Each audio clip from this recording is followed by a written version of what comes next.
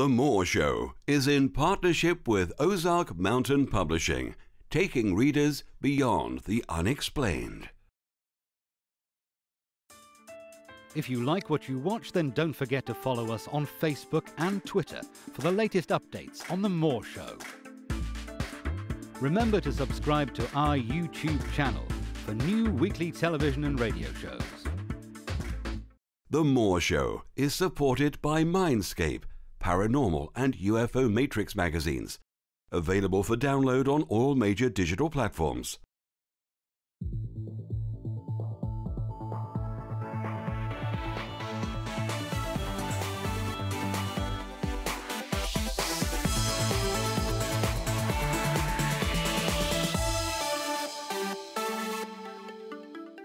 The comments and views expressed on The Moore Show are those of the people that make them and do not necessarily reflect the view of Kevin Moore, The Moore Show, or this radio station and its affiliate or sponsors.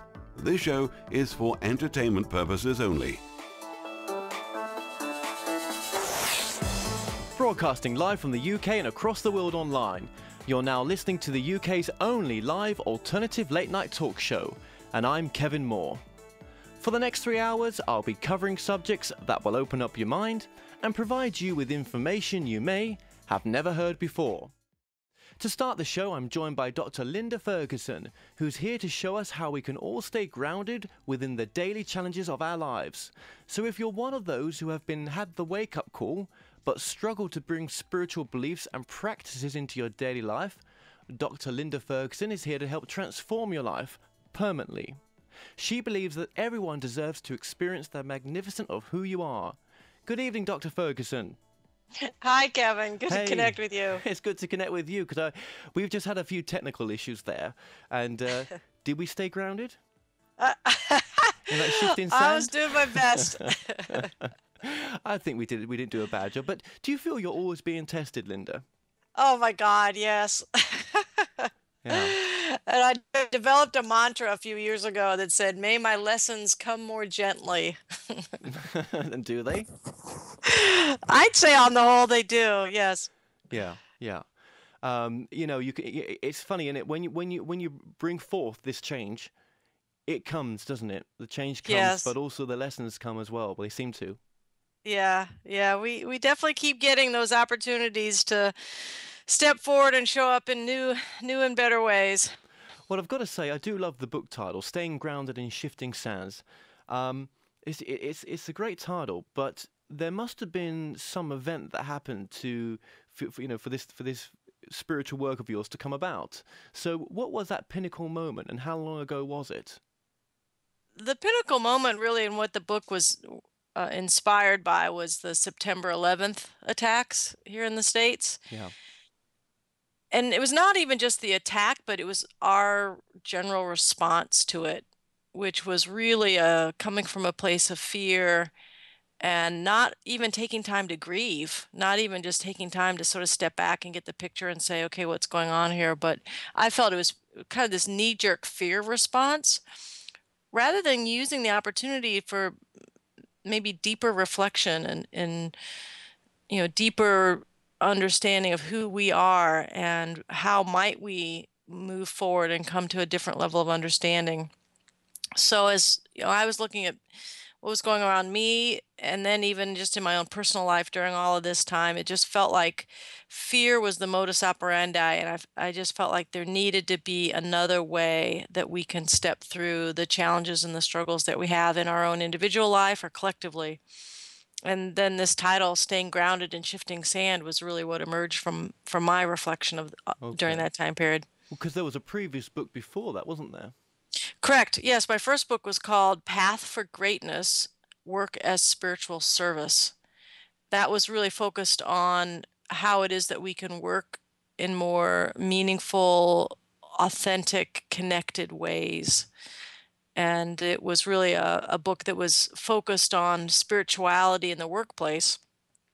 And as a result of, I don't know, maybe a dozen or 20 different talks that I gave on that one, and people kept saying, well, can't we apply some of these ideas in our everyday life, not just dealing with work? I said, well, yeah, I mean, we can show up in our life in all sorts of ways spiritually. Yeah, So absolutely. then the second book kind of emerged out of that as well. Okay, okay.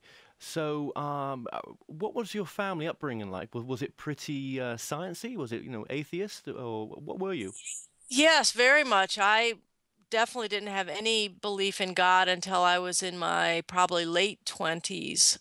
Very much grew up in a scientific, rational atheist household. And even today, I probably am the only one in my family who believes in God. And certainly I'm the only one in my family who has followed much more of a mystic path, which is what I consider myself to be on now. And how has the family dynamics changed? Have you had to walk away? Well, Tell I me. don't think the family dynamics has changed. I think it's just maybe some of the conversations around the work that I do is sort of limited.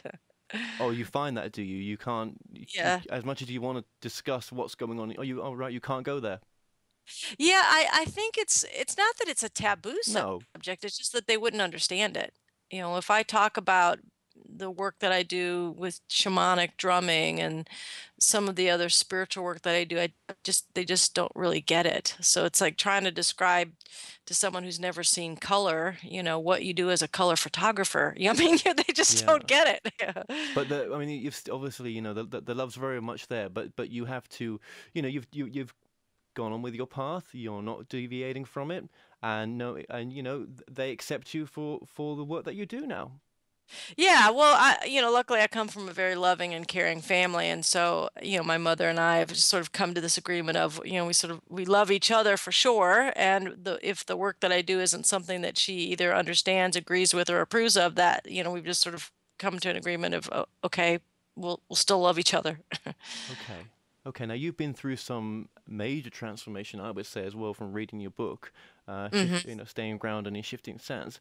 A divorce as well, wasn't there? Yes, yeah, and that was going on during, this 2001 to 2003 period of my kind of recovery from going through my divorce and coming to some deeper understanding of who I was, and just my own personal journey was very much of walking through tremendous faith tests and periods of darkness, coming out the other side and then getting slammed down again. So yeah, the shifting sand, everything that I've written in this book, I've experienced You've and then experienced some. first, and that's the great thing about your work as well, is that you've actually gone through it. Yeah. What support did you have at the time that you were going through this transformation? Well, luckily, I did have very wonderful spiritually connected friends and a couple of ministers who helped me in enormous ways. No, just helping remind me that God is there. It is up to me to stay connected to source. It's up to me to keep knowing that what's coming forward is for my greater good, and I just had to keep stepping through it all. So, are you religious now? Yeah, I don't know. I'm kind of uncomfortable with that term. I definitely call myself spiritual. Whether I call myself religious or not, that's just such a tricky, loaded word. Would you Don't think attend I'd use churches? that. I mean, you attend a church, don't you? There are a couple churches that I go to on semi-regular basis. But I do so many other things that are really spiritually grounding for me. I do the dances of universal peace. I do shamanic drumming. I do solstice and equinox celebrations. So I do lots of different activities that help connect me spiritually. It's not just that I go to Right. church on Sunday. No, no, but that's interesting. This, so you do attend the church, but A couple of different a ones. couple of different ones. Yes. So God is not, in your opinion, tethered to any one church or religion. God is everything and everywhere. Absolutely. Yeah, I have a phrase that I used in both books describing what I would call God, although even that word is a pretty, loaded word for a lot of people. But the phrase that I heard that I really enjoy is the vast mystery and wonder that goes by many names, but yet is beyond naming. Hmm. And that sums it up pretty well, doesn't it? It really does. You can't. I mean, I sometimes call it the source, the universe. Yeah, yeah, These are just words.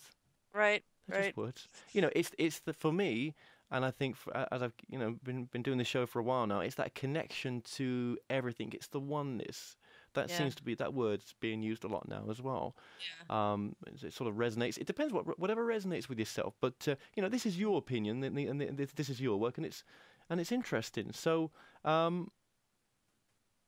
we've talked about the transformations you've gone through, and how did you find that you had to look at the world with different eyes when you went through the transformation as well? That, if you wanted to fix the world in a sense, which I'm sure you did at one point, you had to really start with yourself.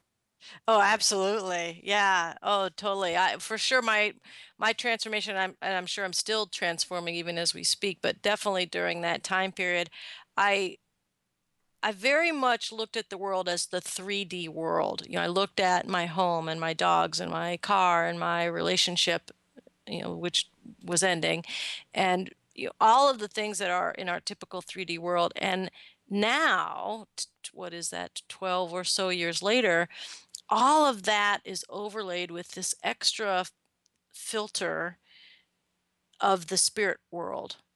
So when I look at things that happen, whether it's the shooting in Connecticut where these children were, the Oh elementary yeah, school that's children right. were Yes. killed, and and the tornado and whatever health crises, it seems like practically every other week I'm getting emails of prayer requests for people who have, severe cancer or whatever.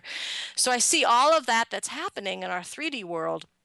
And yet now I can see it also through this lens of spirit, also through this with the eyes of God, which is how can we see what's happening from a place of greater compassion?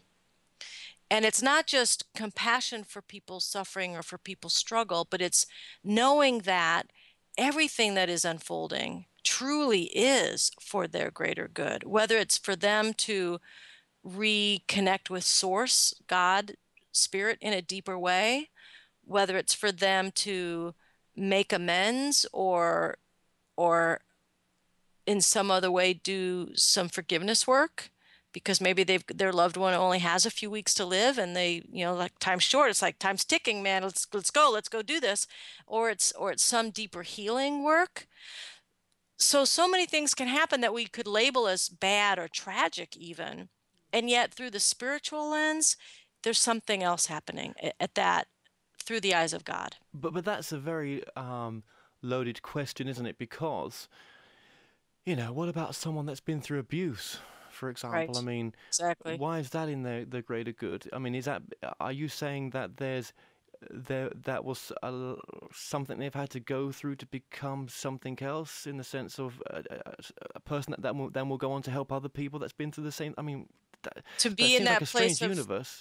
It does seem like an odd universe, but there's a phrase, I don't know if it was Mother Teresa who said it, but it was something like, we may ask for help from God. God prunes us so that we may be fruitful. So everyone has free will to commit these awful acts or not. Oh, totally. Absolutely, I believe in free will. You're not saying that they're predetermined. We could walk away at any minute and say, "Hang on a minute, I don't want to knowingly hurt anyone. This is not what I don't have to be this person."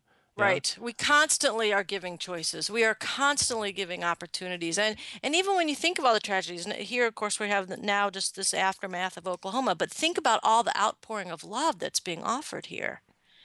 Think about all the people who are stepping up and supporting people who may be neighbors they never knew or people across the country they'll never meet. Well- And yet this is an opportunity for us to open our hearts. Okay, well, we're going to get more into that just after the break there, because that leads on to a lot of other questions. So we're going to take a short break now, but after the break, the phone lines will be open for you to speak to Dr. Linda Ferguson or share your opinion.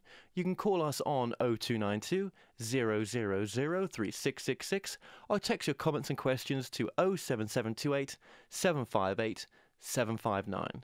International listeners outside the UK may Skype the show by adding the More Show Live, or you may choose to interact with us on Facebook and Twitter. The More Show is in partnership with Ozark Mountain Publishing, taking readers beyond the unexplained. Visit themoreshow.co.uk/shop to purchase products and services from your favourite past guests. If you're new to this site, you can also catch up on the previous television and radio shows through YouTube and the More Show website. The Moore Show is supported by Mindscape, Paranormal and UFO Matrix magazines, available for download on all major digital platforms. Broadcasting from the studios of Radio Cardiff, you're now watching The Moore Show.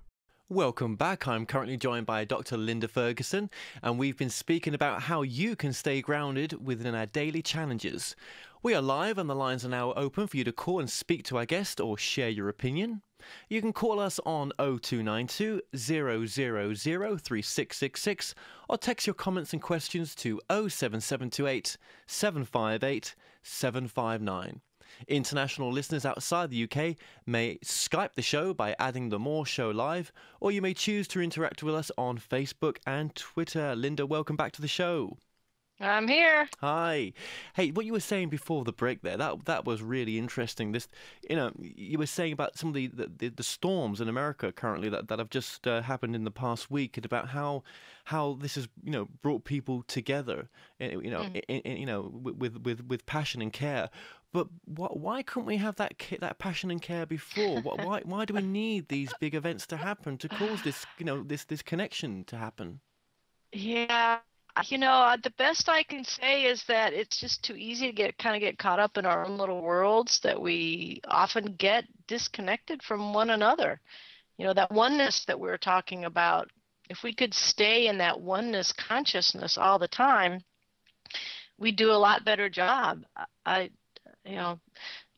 Beyond trying to get into the biology or psychology of, why human nature is what it is, that's my best answer.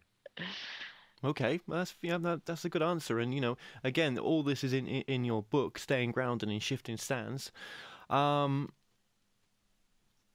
you, when you had to clear up your house, for example, I'll use that terminology, when you had to really change yourself, did you find in the end that clearing up some of your issues, led you on to being able to help others as well?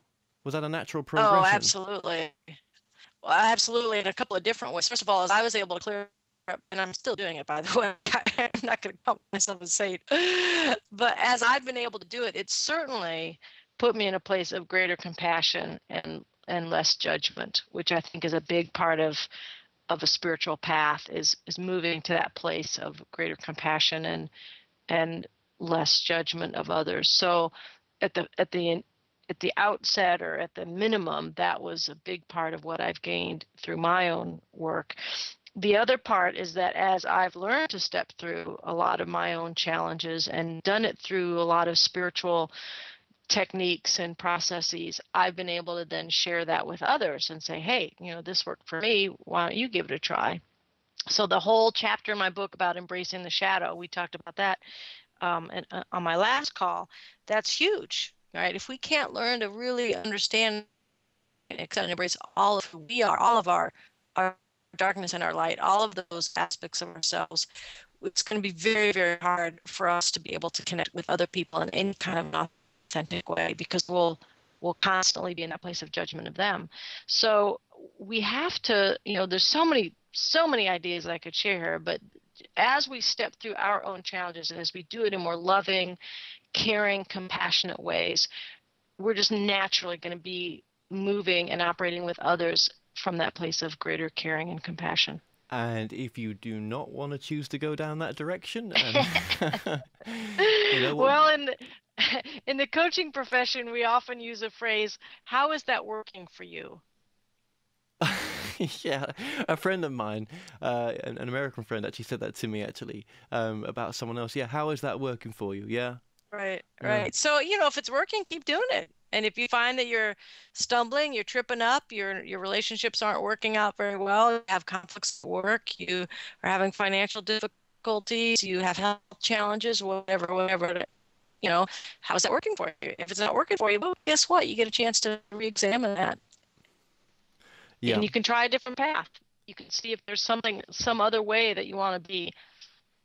And I'm not going to go over all ground, but I've got to say, but like you say, these shifts normally happen when it's the most painful as well. Often. So we often change through a lot of inspiration or desperation. Those are the two primary mechanisms that most people are going to make really transformative changes. Sure. And when we go through a shift as well, Linda, do we find ourselves less attached to things? So I'm not my science degree. I'm not my electronics degree. I'm not a radio TV host. Right. Yeah. Right. I'm you know, I'm not my debt. I don't care about my possessions as much. It's not. I'm not saying don't manifest these things. I'm saying from reading your book, it's more of a case of don't identify with stuff. The attachment. It's the attachment, right? Attachment. Yeah. Sure. Yeah.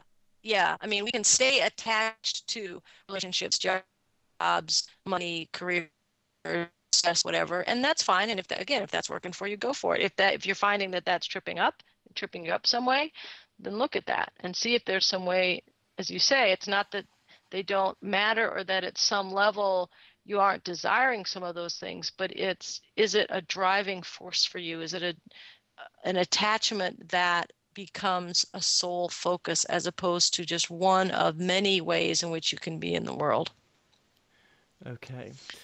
And even that phrase "I am," I mean, there's in a lot of the Christian traditions, God spoke and said "I am."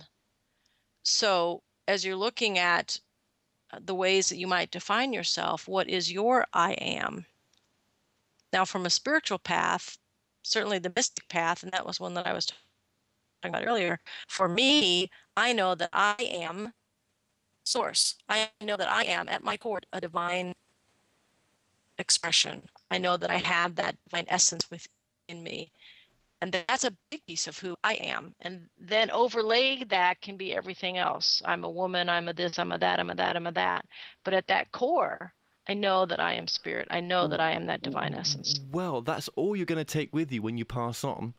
You got it, yeah. You know, I mean, you're not going to take any. Your money's not going to go with you. Your accumulation of whatever job title that you've given yourself over all these years, your ego, it's just your. Would you class it as your awareness? The awareness within your human body, the one, the whatever you want to call that, which is more than you as a human. Right. Your soul. Right. Yes, and that's why for me now, looking at the world through the human way that we would look through it, with all of our judgments and all of our vantage points and filters and biases and all the ways that we're going to perceive things, and at that same way that we're looking, we can also look at it through the eyes of God, with the eyes of God, and it's going to have a different. What about someone that smokes and they know they're you know that you're harming yourself from doing that. Is there a difference between a spiritually aware person and one that's not, or are these just human traits that or is this love, or is this a big question? It's a big question, isn't it? Yeah.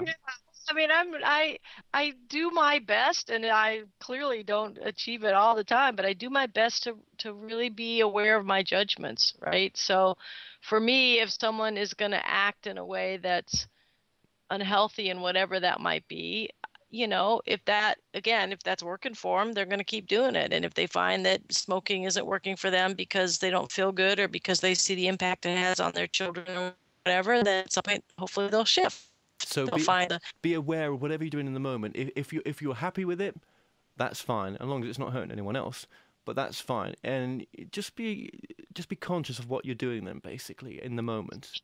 Yeah, I mean, it's following that awakened path. I mean, that's the first chapter in my book, is following the awakened path. And for each of us, we get more and more opportunities to be awakened, which is why these spiritual tests can crack us wide open, right? And that's why sometimes I say they're not necessarily a bad thing. We might think of cancer, let's say. Well, yeah, we talk about smoking, yeah. This awful, horrible thing. And yet for some people that may be exactly what they needed to look at their relationships with their loved ones, to look at their job, to look at all the other ways that they might be. And that might have been the absolute best thing that ever happened to them. So the cancer, getting it, I mean, Christ, I mean, I know how many people it affects, but what you're saying then, in your opinion, is when we have these illnesses, we can survive them, yet what shift does that bring on in your relationship to your, well, let's look at in your relationship to your work? You know, I mean, would you, you know, does it cause people to change their jobs? Does it cause, well, I'm sure it causes a complete life change, but you're saying that these shifts happen to knock us out of old patterns. Well, let me just say that as life occurs, in whatever way it's going to occur, it always gives us an opportunity to choose either to continue the path that we're on or to choose another path. And the expression that has been kind of my mantra over the last few years, particularly as this book has been out, is how do we walk the path of love, not fear? Right. Well, I'm going to get into that as well, because that's an important part as well. How do we walk in love, not fear? Right. So we could have cancer. We could have a tornado rip through our community. We could have, you know, any number of things happen, and it gives us this moment, this opportunity for us to say, how do I walk the path of love, not fear, right now in this moment? Oh, Linda, are you there? Can you hear me? Yep. Sorry. Yep. I've just got to apologise for we are experiencing a bad connection with Linda, but bear with us and we'll try to improve it during the advert break. Okay. With a spiritual path that you can go on, and that you are on, this doesn't mean suppress your human side. It doesn't mean to, you know, to stop suppressing our feelings, for example, does it? I mean, you know, if you're going through a tough time, you need to feel that tough time. You need to own those feelings. Yep. But I suppose this, being spiritually awake, it says to you, well, is there a bigger picture here for this? And are these feelings true? Yeah, looking at it, delving into it, being aware, stepping through them, owning them, claiming them. It's all part of the awakened path. And then making choices. Making choices. How do I want to be? How do I want to show up in the world? Well, you mentioned choices, and you mentioned as well love before. And how can we all feel love right now? You know, what is the secret to be loved? Is it to love ourselves to begin with? Well, certainly that's a good essential ingredient. And I want to make a little bit of a nuance here, which is that and of course this whole topic of love, there's, you know, obviously many shades to it. One of the ways that I'm using it, which is different than how we might think of it, is I'm not talking about romantic love, those feelings of smushy, oh my God, I want to spend all the time with you, heartbeat, pound, that kind of stuff. What I'm talking about is this bigger love, this spiritual love, this open, embracing, non-judgmental, acceptance, oneness, all-encompassing joy, compassion, just full-on heart-embracing way of being. That's what I'm talking about when I talk about this kind of spiritual love, capital L, spiritual love. Do you embrace what you've just said there? I try. That's I do difficult. My best every day. So never not judging, complete forgiveness for yourself, loving yourself, being a service to other people. Wow, this it doesn't sound like hard work. It just sounds like it's a complete shift in. Are we happy with our current pattern, or do we want change? Yeah. Yeah. Okay. Well, I'm just finding it a little bit hard to hear you because the signal keeps breaking up. So just excuse us here. Sorry. No. Oh no, hey, no. There's no apologies on this show. It is what is. You know, we will get you back on again with a better internet connection. Don't worry about that, because I do love your work. Do you think humanity has enough love? Oh, I think we are completely capable of all of this. It's whether we can shut down so easily. And this is where the kind of that human stuff comes up, right? We can, because of our conditioning, because of so many other, qualities that we've adopted, or patterns or habits, we can shut down when we're scared, when we feel rejected, when we're lonely, all of those very human emotional traits, right? We can go through all of them. I mean, on any given day, I can go from being like way open heart space, like, oh, life's really good. And then maybe something happens and I'm feeling really crappy, and then I can pull myself back up and I'm like in that good space again.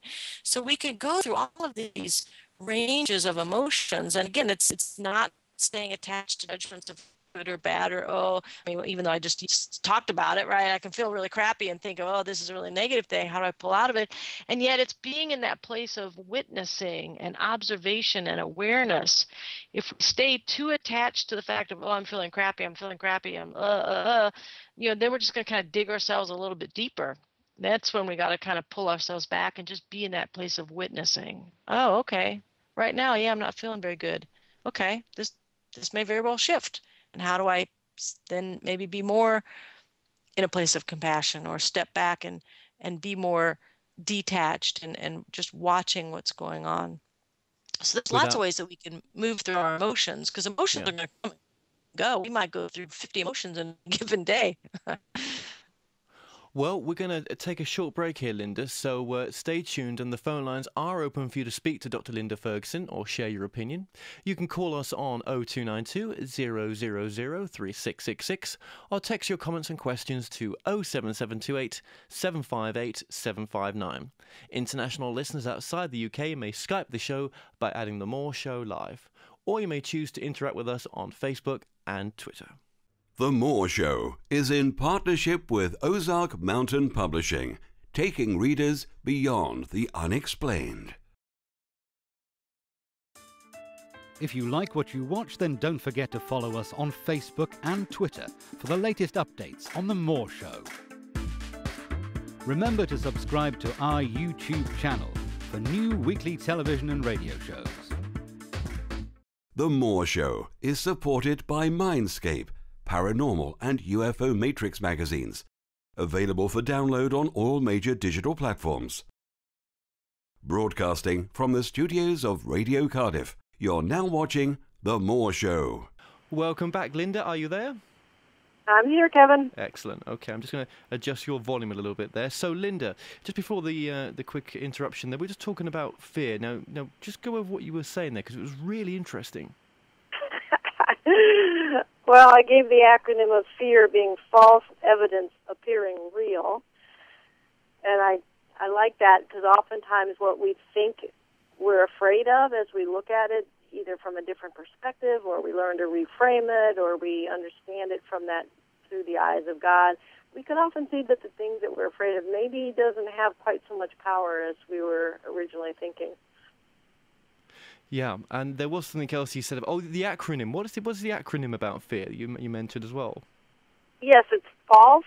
The F is false. E, evidence. A, appearing. R, real. False evidence appearing real. Now, I suffer from stress sometimes. Joanne, my producer, will love me talking about this, because she'd be like, yes, you do. I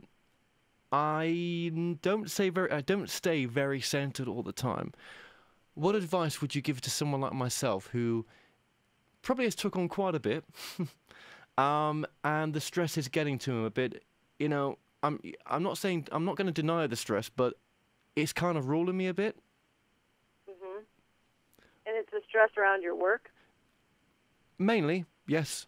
Yes, it is, yes. Yeah, so, I would say look at the different stressors that come up, whether it's technology, like we've had tonight, or people, relationships, conflicts, whatever it is that may be coming up. And just, again, put it in that objective, detached kind of way, and put it out there and go, oh, no, isn't this interesting? We're having these technology challenges tonight. So what might be going on with that? And trying to have that more of a distance with it, as opposed to the immediacy of, oh, crap, we're not getting the show done right. So a lot of times if we can have that more detached perspective about things, we can then also ask ourselves, how might this be something that can shift me to a new place, right? So maybe there's something that's going on, and it's this reminder of, well, maybe you can do something a little bit different, and it's allowing you to just maybe see yourself in a different way. Again, could be whether it's relationships or technology or the things that are going on. Often they just are reminders for us, or perhaps if it's people, they're mirrors for us of something within ourselves that's maybe not settled or not balanced or not in harmony. Yeah. And so it just gives us a chance to look at what's going on in us and say, all right, how do I need to shift that in a better way? Even to the point of being kind to yourself and say, look, I've took too much on. Yeah. Yes. Yeah. So let's be a little bit kinder. Let's take it down a peg or two. In the amount you're trying to do. And Right. is there a rush to the finish line? Because there was someone else that quoted, I think, to yourself about success, that it's our greatest failure that is our greatest spiritual achievement. Mm. Yeah, there's a lot written about people's both fear of failure and fear of success. That can be a fear in either direction. I'm And not so worthy. Yeah. again, it's those opportunities for us to do that self-reflective work and say, okay, what is this showing me about me? And if I don't like it, or if it's not working for me, how can I shift? How can I do something different to step through this? Well, what if someone close to you is constantly giving out bad energy? I mean, how do you not let it affect you in a sense? I mean, apart from walking away, how do you? Because what you're saying is, if I shift, they shift. They Exactly. can't do nothing else but shift. So just remind yourself you are shifted, stay shifted, and that energy will be reciprocated. Is that kind of how it works? Well, I mean, it's a couple of things. One is that as I'm shifting my energy, I don't tolerate other energy the way that I used to. So that's kind of one thing. And then I have choices. How much do I engage with somebody who's negative? How much do I interact with them? So I have some conscious choices around that. And then I often find that as I become more positive, or in just some other way, kind of shifting how I'm being, other people there is just this way about it that they just kind of naturally gravitate away from me and on to other people. You are right I there. talk, I You talk are in my right. book about energy vampires, right? So those Yes. energy vampires are the people who are constantly going around just trying to suck energy out of people. And I'm very clear. I put up a lot of psychic, emotional, et cetera, boundaries around myself. And I can be very intentional setting up those boundaries. And those people often just don't stay, connected to me. They just find somebody else. They move on to somebody else. Okay, so that's some of your practical steps, because there's a lot of practical steps in your book. It's not just a sort of a mental, look into your work. It's also there's also exercises in the book as well. Absolutely. Yeah, I wrote that book to be a very practical, spiritual guidebook for people, whether it's money, whether it's relationships, whether it's work.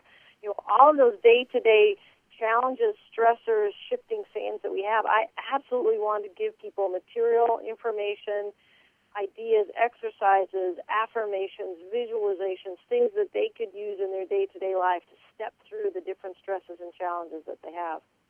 And what's your work taken you into the effects of ego? I mean, ego, I always said people gets a bad rap, but is the ego the manifestation of fear, in your opinion? Well, God, ego is another kind of loaded word, and, most people either take it from Freud or some kind of connection to Freud, but it's really more of that, what I will call that personal attachment to things. Okay. So that I feel that my work is a reflection of me, or my children are a reflection of me, or, if something doesn't go right, it's a reflection of me, and that I can get very personally attached and wrapped up in it, right? And that is something we might want to call ego. Or it's that there's some identification that I have with something. So if my partner, I'm at a party and, he or she says some stupid joke, I'm like, oh my God, and I feel embarrassed, right? Oh, that's ego. It's like, my partner can do whatever he or she wants to do, and that has nothing to do with me, right? So it's how much do we have that sort of attachment, or that feeling some kind of ownership or connection to what other people do or what happens in our life in a way that we may not have to be. We don't have to be attached to what other people say or do. We can just simply be who we are and let people do their thing however they're going to do it. It doesn't have to have anything to do with us. Well, I've got a few texts. Well, I've got quite a few texts that have come through. Let me just go to this one as well, because this is talking about peace. Now, we've talked about this before, but I thought that the text was quite prominent. That how will I know that I've created peace within myself? Well, first of all, peace is fairly subjective. I would just say, one way to think about peace is being in that place of calmness or acceptance. If you can be in that place of total acceptance of what is, you're probably in a peaceful place. Okay, there we go. And then another text in, and there's no name on this one, so please, if you're going to text in, just put your name on the text as well at the end of it, please. It says here, if I can read this, yes, religion always teaches you to find God or to be closer to God.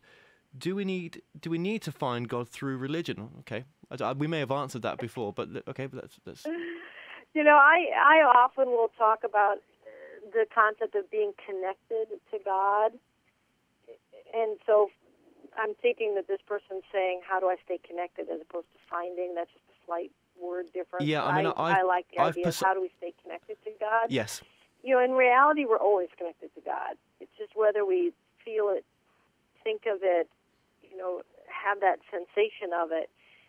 And it's when we're feeling disconnected or for whatever reason we're not in that, what I call kind of that big heart space, that big compassion space, that's when we're not feeling that connection to God. So, the concept of do we have to find God, I find that, I sort of think of that as kind of comical, like God's hiding under a rock someplace, If we just look hard enough, there's where God's going to be. God is, right? God is everywhere. God is always. There's never a place where there's never a place where there is not God. There's never a moment that is not God. There's never a thing that is not God. So it's not whether we're going to find it or not. It's how do we maybe sense it or have that connection to or feel that connection to God. God is. God is. Yeah, period. I know, exactly. I know, like you said before, in the interview, and this is just for the person who texted in as well, that, it's just a word as well. I mean, it may mean more to me. It's just a word. I'm kind of not trying to dig myself a hole here, but it's okay to call it something else if you want as well. If that word doesn't fit, that's what I'm trying to say. Mm-hmm. Right. I mean, I'm sure some people out there won't like what I'm saying, but I hope I'm not saying anything that would offend anyone. I do apologize if I am, but I think it's down to how you view. I mean, I've always been comfortable with the word universe. I don't know why. So, okay, now what would you say is the sort of central message that you would like to share in your book as well? Yeah, so we've been talking about it at different times. It really is, how do we walk the path of love, not fear? And when fear does creep up, how do we step through it? How do we use that? How do we use that as a way to look further at who we are? How do we use that as a way to step through a block that may be going on for us, so that we can be more loving, that we can get to that place of being bigger, a big heart, big spiritual place, more compassion? How do we walk that path of love with all the things that are going on? And when we get tripped up, when we have moments where we're feeling massively stressed or we've got that fear coming up for us, stepping back and saying, oh, wow, look at this. This is an opportunity here. How do I use this? How do I work with this? Can I come to a place of greater love, greater compassion, greater forgiveness for myself, for others, in all of the ways that we may be able to show up as the best, bigger, best self of who we are? Yeah. I do love that message there from your book. I think it's really powerful. I would say I'm really happy that I got you on, because this book is interesting. Your work is you make it sound so simple. It's challenging every day, and yet it's a wonderful opportunity. It's like this magical mystery tour. Every day we get this new chance to try something else. Okay, and also you mentioned in your work as well about the different dimensions in your book. You mentioned about the third dimension and the fourth dimension and the fifth dimension. Just quickly go over those dimensions, because obviously we've only got about 2 minutes left, so let's go for it. Sure. Yeah, so the 3D dimension is what we were talking about. It's all the earthly things, right? Our jobs, our homes, our kids, our dogs, our houses. And we can just stay at that level and just be 3D, and that's all we're thinking of. The fourth dimension is knowing that we truly are spirit, knowing that we are God essence at our core, And how do we look at the 3D things that are going with this extra little overlay of this spirit consciousness, this God consciousness? And the fifth dimension is, and I'm not there certainly, hanging in knowing that there is God presence always at all times, and we are never disconnected from it. Those masters, those yogis, there have been some, thankfully, throughout time that have been able to show us and teach us and be the model for that. They're able to just be in that God consciousness all the time. They're never forgetting. They're never disconnected from that. And as we progress through our own conscious evolution, which is one of my chapters, we can more and more and more at least bump up into the fourth dimension so that we're able to see our world in 3D and spirit realm. And then maybe some of us will advance even further and be able to be in that God consciousness all the time. Okay. And there are two paths, either love or fear. So, choose the one that works best for you. But love, yeah, exactly. But love, it's the only answer. It is the only answer. Yeah. Okay, so your website as well, please. It's www.lindajferguson, FERGUSON. Okay. Well, we'll link that up to our website. So, Linda, thank you so much for joining us. Thank you very much, Kevin, for having me. Stay tuned, as after the break I'll be disclosing the truth about the UFO Roswell crash with two UFO experts and author, Donald Schmitt and Tom Kerry, so stay tuned. Visit themoreshow.co.uk/shop to purchase products and services from your favourite past guests. If you're new to this site, you can also catch up on the previous television and radio shows through YouTube and the More Show website.